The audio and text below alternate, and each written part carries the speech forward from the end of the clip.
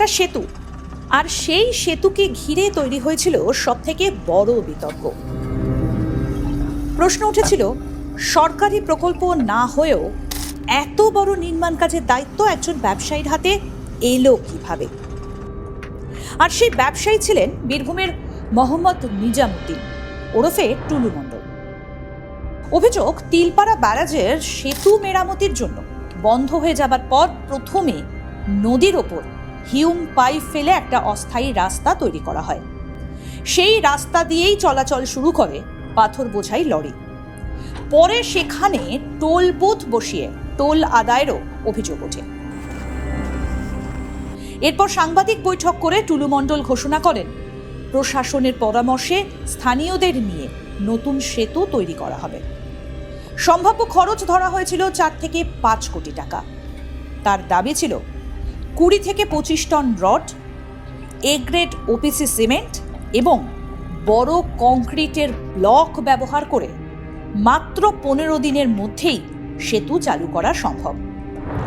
এই ঘোষণার পরই নতুন করে বিতর্ক শুরু হয়, কারণ এত বড় একটা সেতু নির্মাণের পরিকল্পনা, ঘোষণা এবং প্রস্তুতির নেতৃত্ব দিচ্ছিলেন একজন ব্যবসায়ী।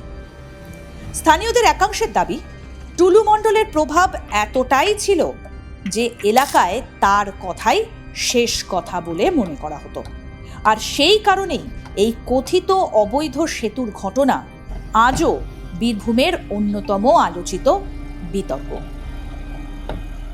মোহাম্মদ নিজামুদ্দিন ওরফে টুলু মণ্ডল, তিনি নিজেই সাংবাদিকদের সামনে স্বীকারোক্তি দিয়েছে।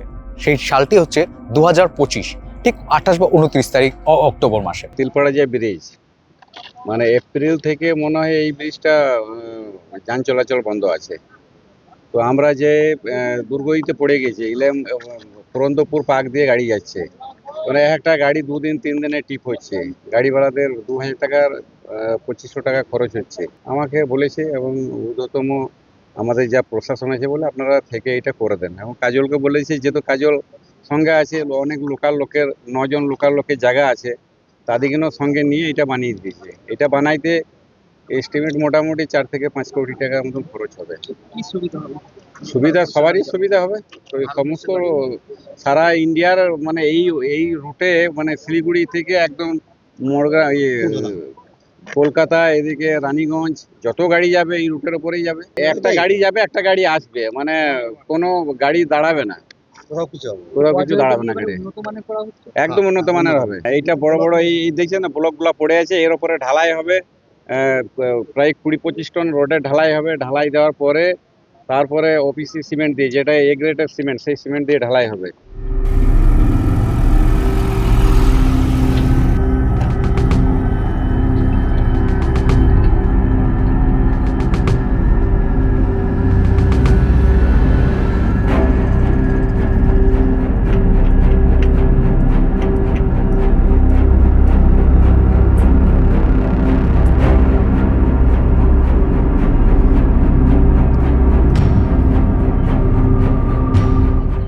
একদিকে রয়েছে তিলপাড়া ব্যারেজ, অন্যদিকে রয়েছে তিলপাড়া ব্যারেজের একটা অন্য রাস্তা, বিকল্প রাস্তা যখন ভেঙে গেছিল, যখন যানবাহন একেবারে বন্ধ হয়ে গেছিল, সেই জন্য এই রাস্তাটি কিন্তু মোহাম্মদ নিজামুদ্দিন ওরফে টুলু মণ্ডল নিজের পয়সায় তৈরি করতে। তিনি বলেছিলেন যে সরকার যদি না পারে তিনি পারবেন।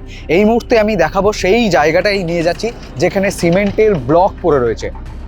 আমার ভিডিও জার্নালিস্টকে বলবো সেই জায়গাটা দেখানোর জন্য। আমরা এই মুহূর্তে যেখানে সিমেন্টের যে ব্লক, বড় বড় ব্লক পড়ে রয়েছে, সেই ব্লক কিন্তু এখনও পড়ে রয়েছে। তারা কেন এই সেতুটি নির্মাণ করতে পারেনি, তার কারণ হচ্ছে সেই সময় তৎকালীন সরকারের পক্ষে থেকে কোনো কিন্তু ইনিশিয়েটিভ নেওয়া হয়নি যে একজন বেসরকারি ব্যবসায়ী সে কীভাবে নদীগর্ভে 4-5 কোটি টাকার সেতু তিনি নির্মাণ করতে পারেন। তিলপাড়া ব্যারেজ মৌরাক্ষী নদী, সেই নদীর নিচে একটা কজওয়ে বানাচ্ছিল এবং সেখানে মোহাম্মদ নিজামুদ্দিন ওরফে টুলু মণ্ডল নিজেই স্বীকারোক্তি দিচ্ছে যে 4 থেকে 5 কোটি টাকা খরচ করে ওই কজওয়ে তৈরি করা হবে। তো এ প্রসঙ্গে একজন আম ব্যবসায়ী সে নদীগর্ভে সরকারি অনুমোদন ছাড়াই কীভাবে সেতু বানাতে পারে, তা আবার ঢালাই করে, তিনি সবটাই কিন্তু বলছেন। দেখুন, অ্যাকচুয়াল টুলু মণ্ডল চাইছিল যে কীভাবে পয়সা রোজগার করা যায়। মানে দুর্নীতির পয়সা কিভাবে এককাট্টা করা যায়।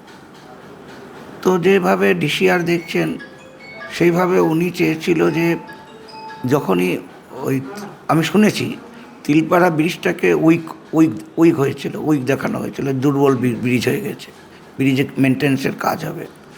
টুলু মণ্ডল ঠিক করলো যে আমি এই দিক দিয়ে একটা নিজে ব্রিজ বানাবো, এবং তার জন্য উনি কিছু ব্লক এনে রেখেছিল সেখানে, সেই ব্লকগুলো পড়ে আছে। এবং আমরা যেটা শুনেছিলাম যে এবারে যদি বিজেপি গভর্নমেন্ট না আসতো, আমাদের সরকার, তাহলে উনি পার্মানেন্টলি একটা ব্রিজ তৈরি করতো যেখান দিয়ে ওই গাড়ি চলাচল হতো এবং উনি ওনার ইউজার ফি মানে পয়সা আদায় করতো। তিলপাড়া ব্যারেজ থেকেই দূরে তৎকালীন সরকারের প্রশাসনের দুটি দপ্তর, একদিকে বলতে পারি আমরা জেলা শাসকের দপ্তর, জেলা পুলিশ সুপারের দপ্তর। তো তারা কি এই বিষয়টি নজর করতে পারেননি? তারপর উনি সংবাদ মাধ্যমের সামনে সরাসরি বক্তব্য রাখছেন 4-5 কোটি টাকা দিয়ে ব্রিজ নিজে করে নেবে বলছেন। উনি তো এও বলেছে যে সরকার না পারলে আমি বানিয়ে নেবো ব্রিজ নিজে খরচা করে। তো দেখুন, তৎকালীন গভর্নমেন্ট মানে জেলা শাসক বলুন বা প্রশাসন বলুন, টুলু মণ্ডলের উপরে যাবে এমন কোনো তো আমরা চোখে দেখিনি। এবং সব টুলু মণ্ডলের এত ক্ষমতা ছিল যে উনি ওগুলো করেছে, এবং 8 মাস ব্রিজ চালিয়েছে, তো টোল আদায় করেছে, 7-8 মাস উনি টোল আদায়ও করেছে। তারপরে আমরা শুনেছি নাকি যে ইরিগেশন কোনো পারমিশন দেয়নি, তা সত্ত্বেও উনি ব্রিজ বানিয়েছিলেন।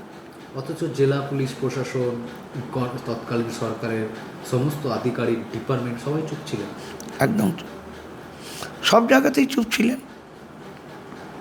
শুধু তিলপাড়া ব্রিজ কেন, ওখানে ড্রিচোর একটা ডাইভারশন হয়েছিল। স্থানীয় বাসিন্দারা আরও একটা জিনিস বলছে, এই সরকারি যে তিলপাড়া ব্যারেজ, সেই ব্যারেজের যে ক্ষতির সংখ্যা, সেই ক্ষতির সংখ্যাও নাকি টুলু মণ্ডলের ট্রাকের চাপিয়ে হয়েছে, ওভারলোড বহন করে করে। হতে পারে, তবে সেটা শুধু টুলু মণ্ডল নয়, কারণ এটা তো একটা জাতীয় সড়ক, এইখান দিয়ে বাইরের গাড়িও যায়, ওভারলোডের জন্যই হয়েছে, প্রচুর ওভারলোড যেত। এখন আমাদের সরকার আসায় মাননীয় মুখ্যমন্ত্রী দেখলাম ব্রিজটা, আপনি দেখবেন বোধহয় উপরটা রিপেয়ার করেছে, গাড়ি ছেড়ে দিয়েছে। ইলেকশনের পরেই তো গাড়ি ছাড়লো, ভোটের পরে নতুন গভর্নমেন্ট হওয়ার পরে আমরা উপর দিকে যাচ্ছি, নাহলে তো হসপিটাল, অ্যাম্বুলেন্স সব কিছু ওই নিচে দিকে, আর কোনো বিকল্প রাস্তা আমাদের সেরকম ছিল না।